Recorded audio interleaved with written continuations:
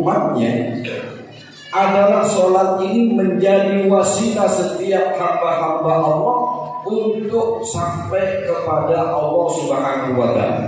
Sehingga yang dikatakan oleh Nabi SAW, as-sholatu mi'rajul mu'min. Sholat itu adalah mi'rajnya bagi orang-orang yang beriman.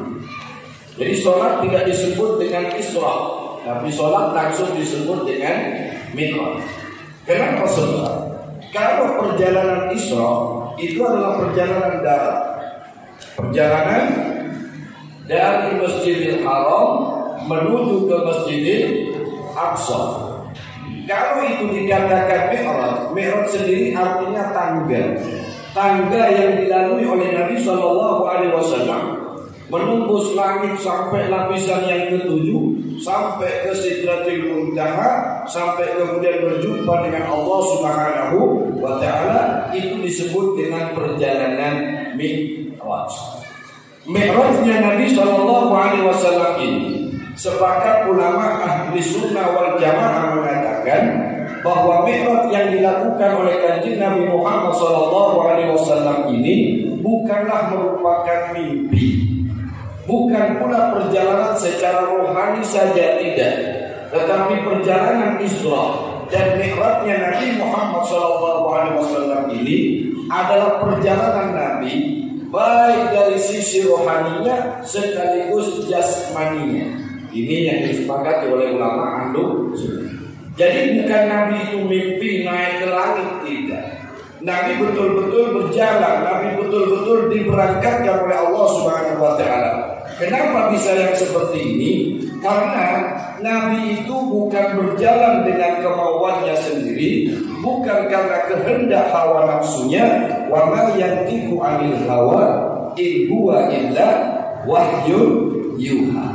Jadi Nabi itu diberangkatkan oleh Allah Subhanahu wa Ta'ala.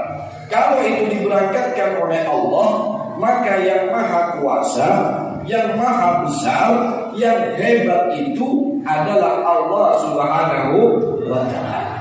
Sekarang permasalahannya adalah ketika kita mengenal dan mempelajari tentang perjalanan Isra dan Mi'rajnya Nabi Muhammad SAW, maka pertama adalah engkau mengetahui hikmahnya, kemudian engkau meyakini akan kehebatannya. Di saat kita tadi mempelajari bahwa as-sholatu mi'rajul mu'min, dan Allah kemudian mengatakan lagi wasta'inu bis-sabri was-shalah. Jadi nanti kalau kemudian kita mempelajarinya, Allah mengatakan begini, dan jadikanlah olehmu wasta'inu bis-sabri was-shalah. Jadikanlah olehmu penolong. Yang pertama itu sabar, yang kedua adalah sholat, untuk mendapatkan pertolongannya Allah Subhanahu wa Ta'ala. Sekarang kita sudah tahu bahwa pertama sholat mi'rajnya orang mukmin, dua sholat dan sabar menjadi sebab akan mendapatnya pertolongannya Allah Subhanahu wa Ta'ala. Kalau kemudian kita memahaminya, Anda cukup sabar saja. Kemudian yang kedua, Anda cukup sholat saja, maka pertolongan Allah itu pasti akan datang kepada kita. Nah, kadang-kadang orang awam kan tanya, mosok cuma sebegitu. Kan sudah kita jelaskan, Nabi itu diberangkatkan oleh Allah. Subhanalladzi asra, yang memberangkatkan seorang hambanya minal masjidil haram ilal masjidil aqsa. Berarti ada kekuatan besar yang memberangkatkan kanjeng Nabi Muhammad sallallahu alaihi wasallam. Sekarang Anda punya masalah, Anda punya hajat, Anda punya keinginan, Anda punya cita-cita yang kalau kita pikir dengan logika kita nggak mungkin kita mampu melakukannya, nggak mungkin kita menyelesaikannya. Maka kembalilah kepada ayat tadi, subhanalladzi asra bi 'abdihi laila. Allah memberikan jalan kepada kita sholat, Allah memberikan jalan kepada kita sabar, nanti tugas berikutnya bukan tugas kita, tetapi yang bekerja adalah kekuatan Allah Subhanahu wa ta'ala. Idza arada syai'an an yakula lahu. Kira-kira jelas? Kira-kira jelas? Bujuran kan? Jelaslah. Aja kalau sudah jelas pulihkan aja sudah.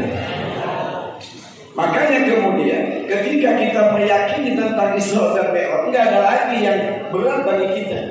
Sebesar apapun masalah yang sedang kita hadapi, Allah Maha Besar. Sebanyak apapun penderitaan yang sedang kita alami, pertolongan Allah Maha luas. Tenang saja. Yang penting Anda jalankan apa yang Allah perintahkan. Apa yang Allah perintahkan tadi? Wasta'inu bis-sabri was-shalah. Sabarlah engkau, lalu dirikan olehmu sholat dengan sebenar-benarnya, maka engkau akan mendapatkan mukjizat sebagaimana mukjizat yang didapat oleh Nabi SAW.